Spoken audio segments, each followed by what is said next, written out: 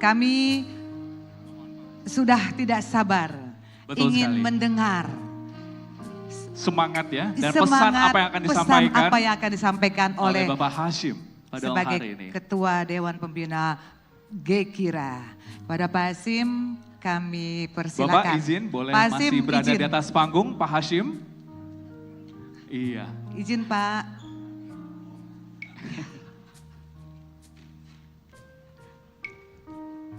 Terima kasih Pak Hashim.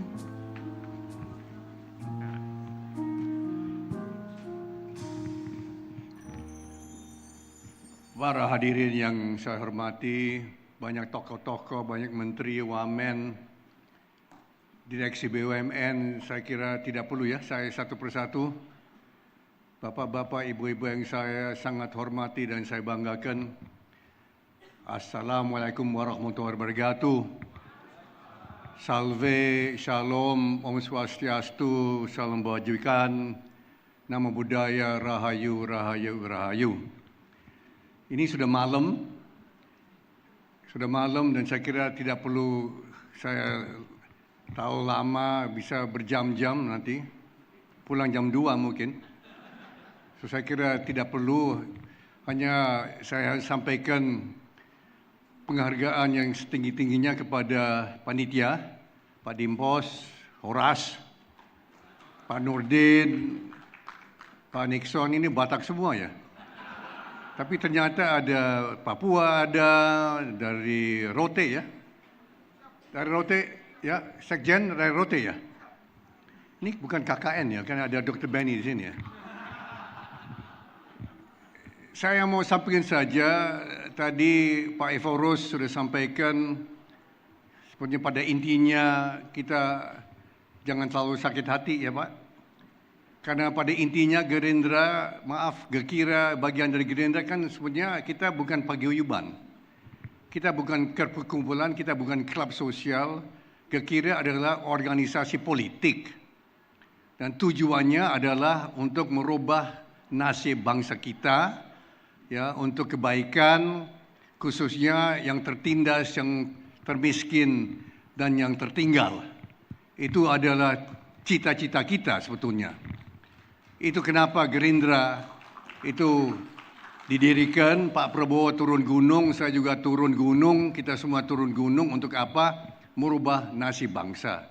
Begitu Pak Evorus ya. Jangan sampai sakit hati karena kita di bidang politik. Dan terus terang saja, yang memperlihatkan saya dan menggurui saya, terus terang yang mengajarkan saya mengenai itu, ya, kasih sayang dan tidak sakit hati, adalah kakak saya sendiri, Prabowo Subianto.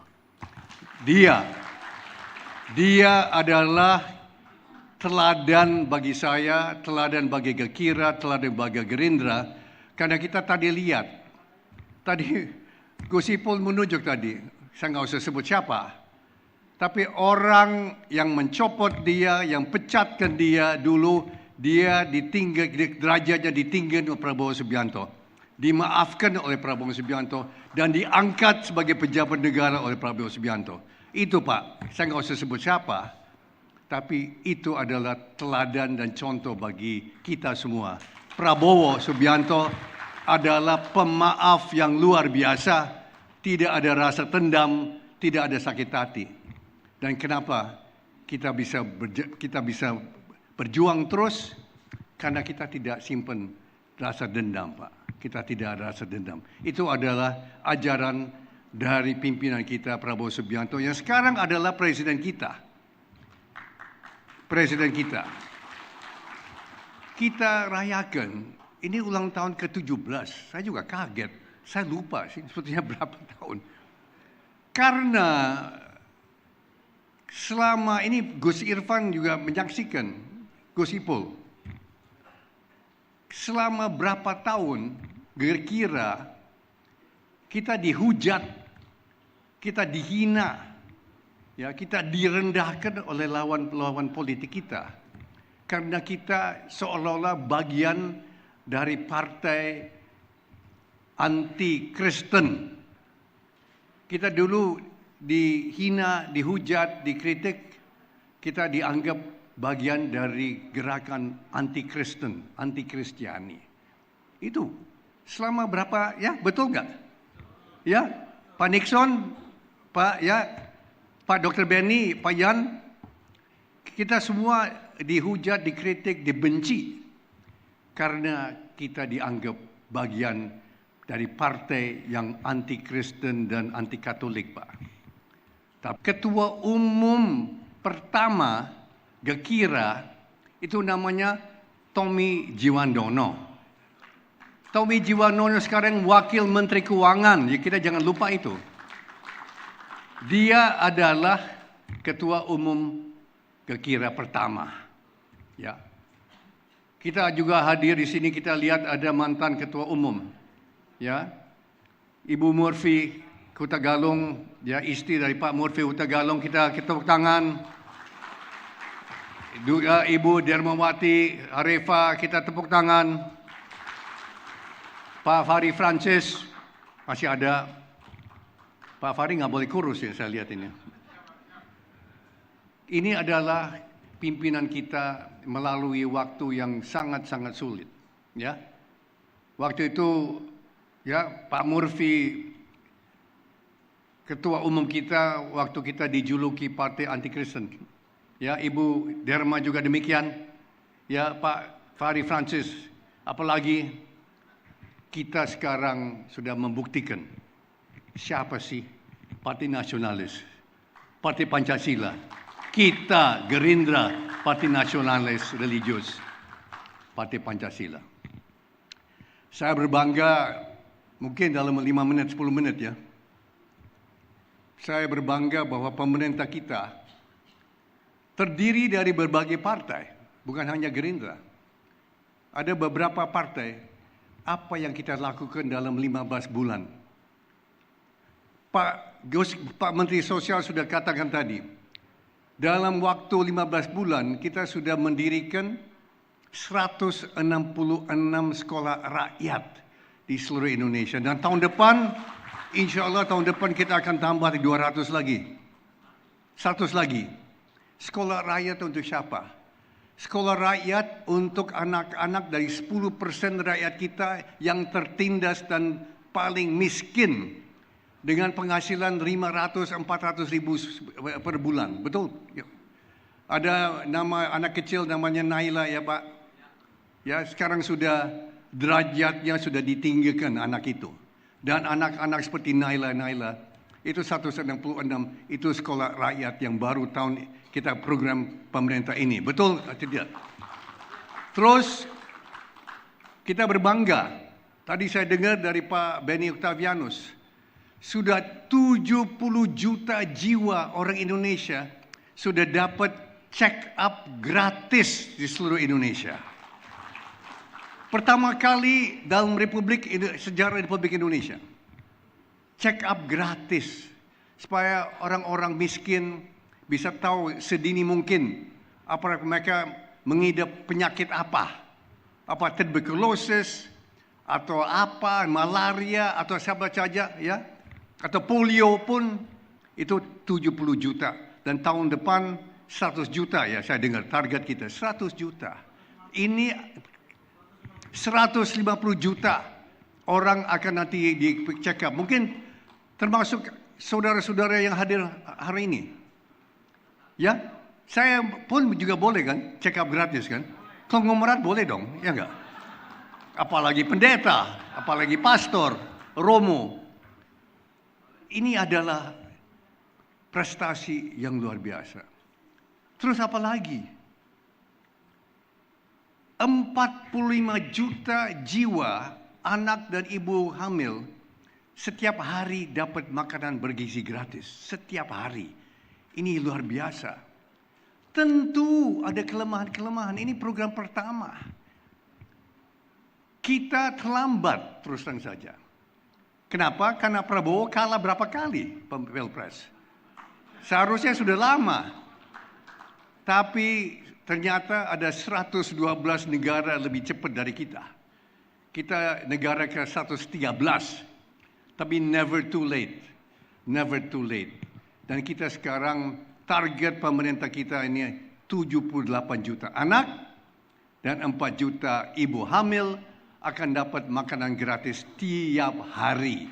Ini luar biasa. Tentu ada kelemahan, tentu ada titik lemah, tentu ada korupsi. Kita sudah ramalkan itu waktu kita mulai program ini. Pasti tikus-tikus akan keluar. Pasti tikus-tikus akan keluar. Tapi kita berantas, tadi disebut bahwa Hashim ini adalah tembok ratapan. Itu betul. Orang curhat-curhat nangis dari saya tiap hari. Sampai lelah saya. Saya tembok ratapan hidup kok. Kalau di Yerusalem itu kan tembok mati itu, benda mati. Nggak bisa rasakan apa-apa. Saya rasakan orang curhat-curhat. Tadi orang curhat. Ini kasus korupsi katanya di BGN Pak. Saya langsung sampaikan ke Pak Dadan Hindayana, Kepala BGN. Tadi 3 jam yang lalu. Saya kirim juga kepada Pak Ate, Kepala BPKP. Kita kawal program MBG. Kita kawal sampai tidak ada korupsi. Karena sekarang ini, ya ini Indonesia. Ya, kita sudah lama orang Indonesia. Pasti ada korupsi. Tikus-tikus pasti keluar. Yang serakah-serakah, karena hamba iblis di mana-mana. Bukan hanya hamba Tuhan. Hamba iblis Pak Ephorus ada di bumi Indonesia. Maka kita harus waspada. Tapi, terus saja tadi disebut sosial media. Sosial media tiap hari itu mengandung fitnah. Fitnah. Katanya Prabowo punya ratusan ribu hektar lahan sawit di Sumatera. Tolong kawan-kawan dari Gekira dan Gerindra, tolong sebarkan kebenaran. Tidak benar, Pak Prabowo tidak punya 1 hektar pun lahan sawit. Dimanapun di Indonesia, tidak punya. Tapi Pak Ephorus, ini fitnah. Tiap hari di sosial media, fitnah dan fitnah terus. Ya, seolah-olah pemerintah bertanggung jawab atas bencana alam. Ya, so ini ada indikasi. Ada indikasi ada gerakan masif untuk menjelekkan pemerintah. Siapa di belakang itu? Ya, kita sudah tahu. Yang menyebarkan fitnah di sosial media ada orang-orang yang bertanggung jawab atas korupsi di Indonesia, di bumi ini. Termasuk mafia minyak, termasuk mafia sawit, termasuk orang-orang yang menebang hutan, tanam 3,7 juta hektar kebun sawit ilegal. Itu adalah sudah dikuasai lagi oleh negara. 3,7 juta hektar kebun sawit ilegal. Dan saya baru dengar bahwa akan tambah lagi 300.000 hektar kebun sawit ilegal yang akan dikuasai. Tentu orang-orang yang memiliki kebun-kebun sawit ilegal merasa dirugikan. Mereka banyak uang. Ada indikasi mereka yang biayai sosial media, bot-bot yang sekarang menghantam dan mengkritik pemerintah. Di samping itu ada tambang-tambang ilegal yang sekarang sudah mulai dikuasai kembali oleh pemerintah. Di samping itu banyak yang punya uang yang merasa dirugikan oleh pemerintah karena tambang mereka dikuasai kembali oleh negara. Mereka ini yang biayai gerakan-gerakan anti pemerintah. Maka saya mohon ke kawan-kawan Gekira waspada. Kalau baca sosial media harus hati-hati. Karena kita semua lihat dan saya lihat tiap hari banyak fitnah, banyak ujaran kebencian, banyak pembohongan. Ini adalah kita harus waspadai.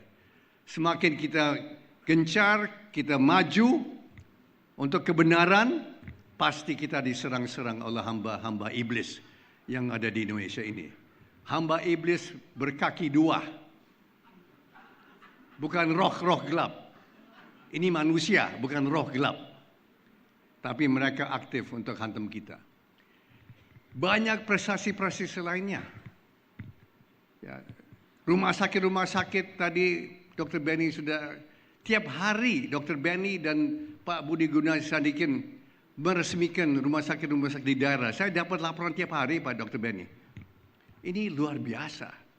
Prestasi kita luar biasa. So ini yang saya mau sampaikan. Kita berbangga tentu, tapi kita harus waspada. Karena program-program pemerintah akan jalan terus. Target kita yang saya katakan 78 juta anak, 4 juta ibu hamil akan diberikan makan setiap hari. Ini menciptakan lapangan kerja luar biasa. Satu dapur gizi akan mempekerjakan 51 kurang lebih ya. 50 pekerja setiap dapur. Kali 30.000 berarti ada 1,5 juta pekerja baru. Di samping itu ada pekerja-pekerja yang bekerja untuk supply pasok makanan, telur, daging ayam, sayuran dan sebagainya. Itu juga kurang lebih 1,5 sampai 2 juta orang. So ini ada suatu luar biasa. Tapi semakin kita sukses, kita dihadapi oleh tikus-tikus tadi itu. So, saya kira itu yang saya mau sampaikan.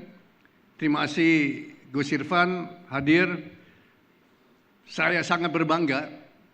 Cita-cita dari kita, khususnya umat Islam, sekarang ini sudah mulai tercapai. Yaitu apa? Adanya kampung haji.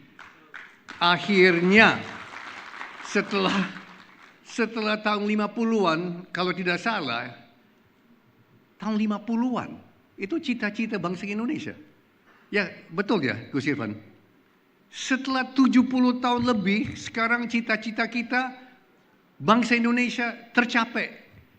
3 hari yang lalu, saya dengar dari Pak Rosan, dia tanda tangani pengadaan lahan, akan nanti bangun hotel, tidak jauh dari Masjid Al-Haram kalau tidak salah. 2,5 kilometer. Ini cita-cita sudah lama. Dan saya ikut rapat-rapat waktu itu, Gerindra. Kita bahas itu 10 tahun lalu. 2013-14 Pak Prabowo sudah berjanji. Saat dia presiden, kampung haji akan kita adakan. Dan alhamdulillah kita sudah dapat. Luar biasa. Banyak prestasi-prestasi. Mungkin bisa berjam-jam nanti saya cerita. Tapi saya kira demikian saja. Pak Dimpos, ya, Pak Nurdin, Pak Nixon, Horas. Apa itu Horas? Hanya oleh rahmat Allah saja, Horas. Dan sampai kita ketemu lagi nanti ya Pak Yan di Sorong tanggal 16-17. Ya, insya Allah kita akan ketemu. Terima kasih Tuhan Yang Maha Kuasa memberkati kita semua. Selamat malam, selamat hari Natal, selamat tahun baru 2026. Terima kasih.